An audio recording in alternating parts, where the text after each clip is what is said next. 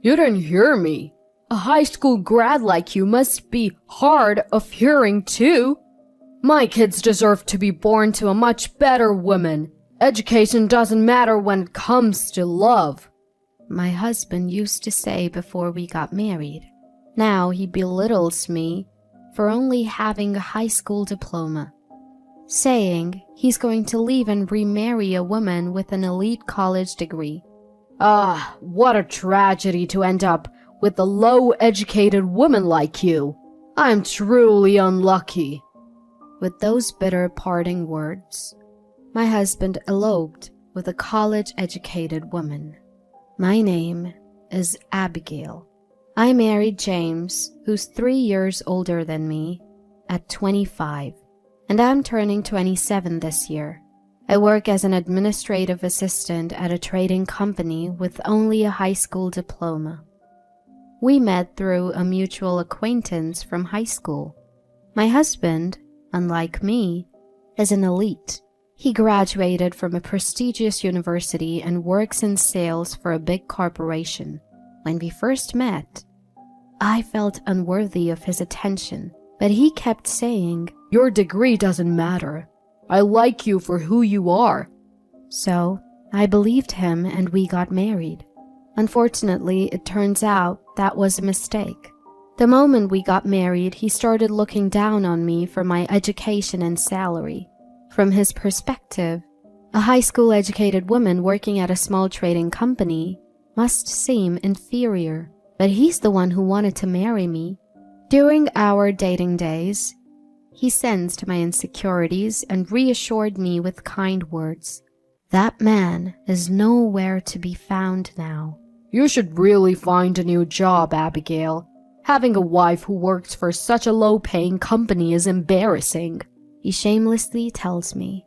But I don't want to work for a demanding company right now because we're trying to conceive, and I also like my current job and company.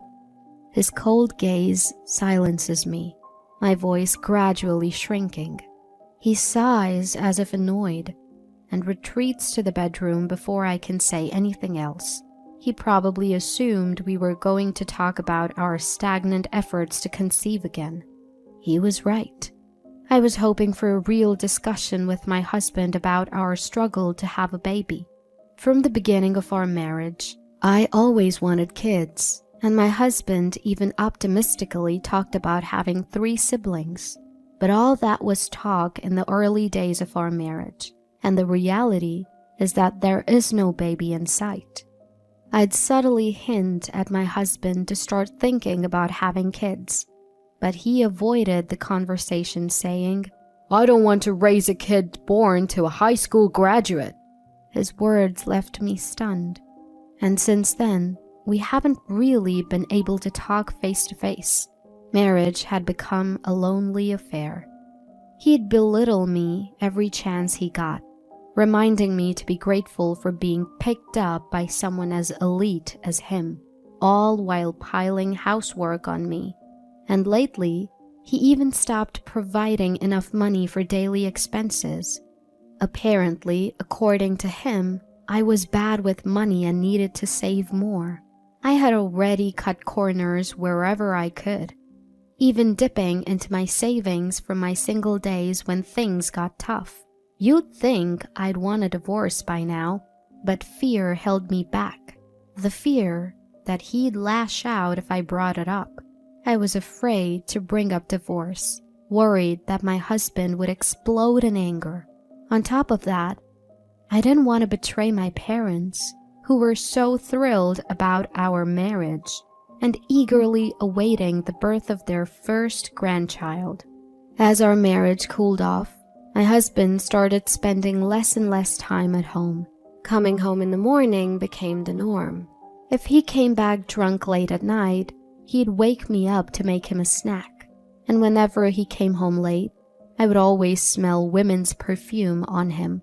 Even without a woman's intuition, it was clear. He was cheating. But I was too scared to confront the truth and kept procrastinating. Then, out of the blue, he said he was leaving. "My real love is finally pregnant, and I'm moving in with her tomorrow." Stunned, I listened as he let out an exaggerated sigh. "Didn't you hear me? You're a high school grad with bad ears too. My exceptional genes are wasted on you." He kept babbling about things I didn't even ask. Turns out, he was cheating on me with a younger woman who graduated from the same prestigious university as him. He said he was leaving me for her because she is now pregnant. "She's just starting her career, you see. Taking maternity leave right after joining a company would affect her career. Since I'm such a catch, I've had plenty of matchmaking offerings from my bosses. So I thought, why not marry someone for the time being?" That someone for the time being was apparently me. Maybe because there was no longer a need to hide. His face looked more grotesque than I had ever seen. "You work for a small trading company, right? I thought you might have some useful connections or something. But no, you have no valuable contacts and all you do is nag about having kids." He stared at me intently after saying all this. Seeing me speechless, he snorted, stood up from the sofa, and muttered, "Ugh, what a tragedy. Marrying someone as uneducated as you. What a waste of my precious time." He then walked out the front door without even sparing me a glance. I take deep breaths as I hear my husband lock the front door. My tense muscles, tightened by his overbearing demeanor, finally start to relax, and I break out in a cold sweat. Now that I know his schemes, there's no need to hesitate. I quickly finish my dinner that day and lock myself in my bedroom before he gets home. The next morning, I leave for work early and pick up divorce papers on my way. My hands are trembling with nervousness. I manage to unlock the front door. His shoes are gone. Not just the shoes. His favorite slippers and the sofa he loved in the living room are gone too. I search the entire house, fearing the worst. Sure enough, all of his stuff is missing. I haven't seen him since he left yesterday. I spot a bundle of papers carelessly placed on the table along with a flimsy envelope. I flip through the note, written in his meticulous angular handwriting, to find a filled-out divorce application. The note says to never contact him again, that he's already told his parents. I emotionlessly fill in the blanks on the divorce papers. Not a tear shed. Once finished, I pick up the envelope marked settlement money next to it. It's light, but inside there's $2,000. It must be intended as alimony for the divorce settlement. Though it's a meager amount, it can serve as a retainer for a lawyer to seek proper alimony later. I was planning to visit a law firm on my day off when my phone buzzed. It was my apartment manager, letting me know I owed rent for the past 2 months. They had tried to reach my husband but ended up calling me. My savings, already drained from covering our expenses, wouldn't make a dent. So, I had no choice but to use the $2,000 in that envelope. At the law firm, they told me it would be tough to claim any more money. I had spent most of the cash my husband left on rent. Doing that, apparently, would make it look like I had accepted a divorce settlement. I had a responsibility for the rent too, as we shared a home. I figured my husband knew I was out of savings. He probably left that $2,000 as a way to wash his hands off me. And I had fallen right into his trap. I couldn't survive when most of my income went to rent, so I started working for cheaper places. Eventually, I returned to my parents' home after they learned of my divorce and urged me to come back. They insisted I was still young and encouraged me to find another partner, saying it wasn't too late to have kids. Returning home, my parents kept reminding me that I was still young, that I could find another person if I tried to date again, and that I was not too old to have children. I felt a sense of guilt for disappointing them with the divorce. While commuting to my job, now a bit far from home, I also started dating again. I packed my schedule faster than one might expect for someone who just got divorced, partly because keeping busy helped distract my mind. Perhaps I wanted to overwrite the nightmare of my previous marriage with fulfilling daily life. My efforts paid off sooner than I had anticipated. Within 2 years after my divorce, I had remarried and given birth to a daughter. My new husband, Daniel, was the same age as me and also a high school graduate. After high school, he worked in an auto repair shop near my parents' house, and we met at a local singles mixer. Daniel was initially concerned about his educational level, but I assured him I wasn't like my ex, who judged people based on their credentials. Daniel, in turn, never looked down on me for my background. He was always generous and accepting. We built our new home close to my parents, and my days were filled with parenting and work. Life was busy, but happy. My thoughts of my ex-husband had long faded into oblivion.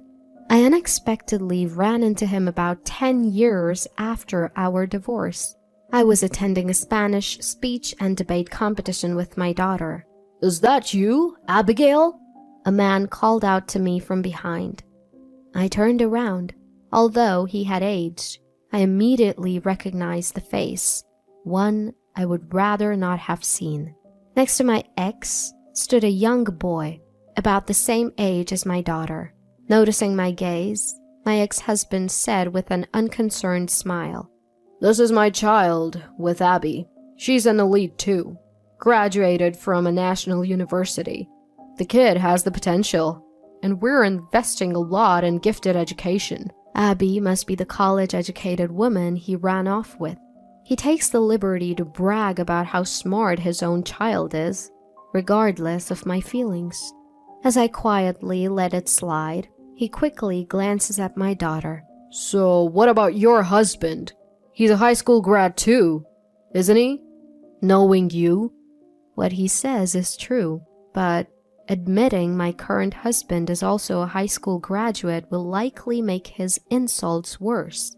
Wanting to avoid trouble, I neither confirm nor deny and quickly try to leave the scene with my daughter. "No, I can tell the face of a kid who's a high school grad. They look as dumb as anyone else around. There's no way such a kid could speak fluent Spanish." His insulting words, thrown at me even as he stepped in my way, left me stunned. In front of my child.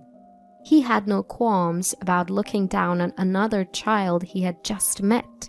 I couldn't believe how nasty he was. Though my daughter might not understand what high school grad means, she probably sensed she was being spoken ill of. Seeing her face scrunch up as if she were about to cry, I stared fearlessly at my ex. "Would you mind not insulting children? Aren't you ashamed as a father?" He brushes off my anger nonchalantly. "Hey, I'm just telling the truth. It's presumptuous for a high school grad to enter a Spanish contest. Just play in the park where you belong." Having said his piece, my ex-husband grabs his child's hand and vanishes into the crowd.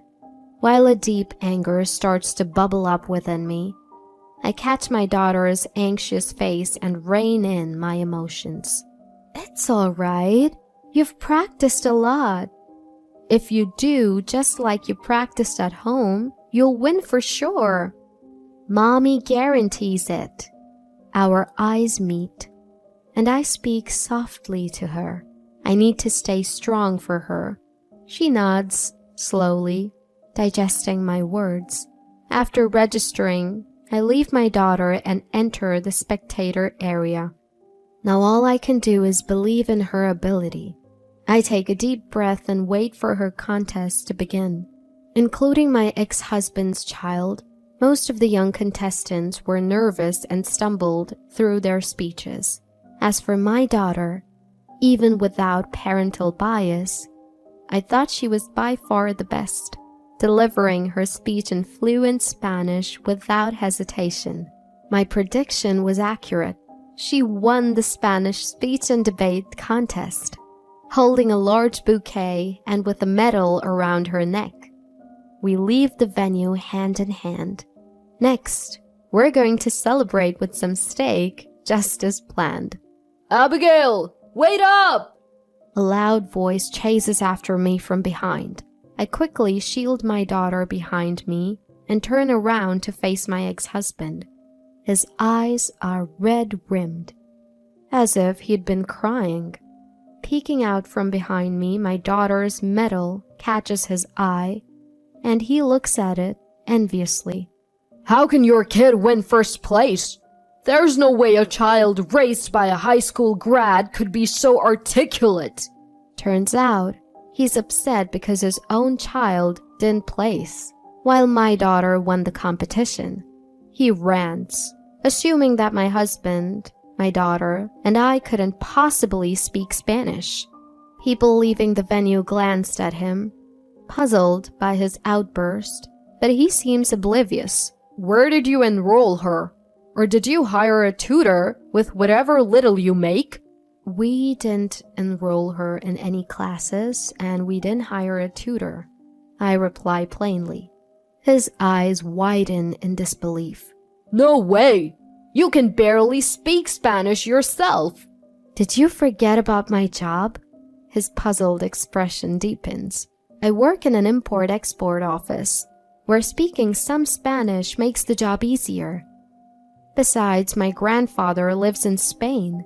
I've been accustomed to Spanish since I was little. My daughter learned it naturally, talking with him.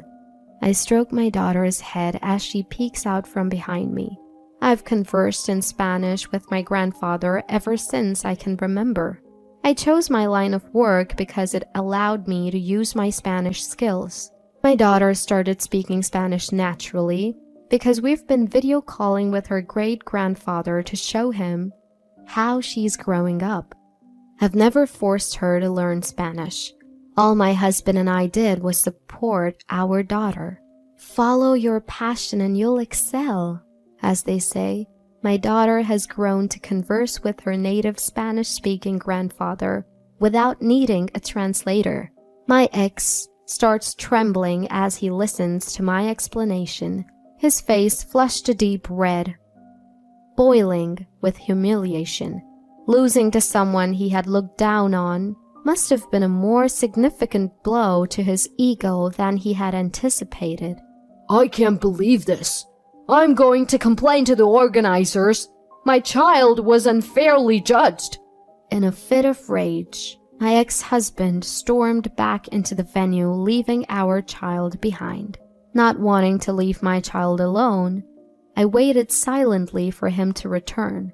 Soon enough, security escorted him out of the building, gripping him by both arms. Gritting his teeth, it was clear he wasn't thrilled that my daughter won. As he aggressively approached me, a woman's voice suddenly called out to him. James, what a coincidence running into you here. She wore a crisp pantsuit and had an event badge hanging around her neck. My ex-husband's anger cooled as his shoulders tensed up. I couldn't just walk away, so I stood there, keeping my daughter behind me, watching. So, James, you have a kid. I heard you were single. Is this woman next to you your wife? Caught off guard, I shook my head vehemently. No, he's my ex-husband. Oh, so this child is yours and James's. She eyed the boy standing next to my ex-husband with her piercing gaze. No, that's the son from the woman he married after divorcing me. Her eyes lit up. Sweating and looking pale, my ex-husband was clearly distressed. What happened next needs no explanation. Sensing impending chaos, I fled the scene.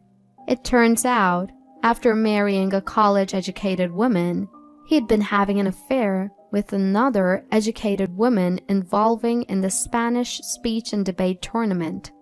She quickly realized she was his side chick upon seeing him with a child. Naturally, the affair infuriated his well-educated wife. She took their child and went back to her parents' house the next day. Now, he's scrambling to pay child support, alimony for the divorce, and education loans. Word got around his office about how he had been serial dating women based on their educational backgrounds, forcing him to resign. As for my daughter, she later participated in the national Spanish speech competition. While she didn't win, her near-native language skills drew much attention, and her interest in Spanish only grew. With my current husband's support, I left my long-time job at a trading company.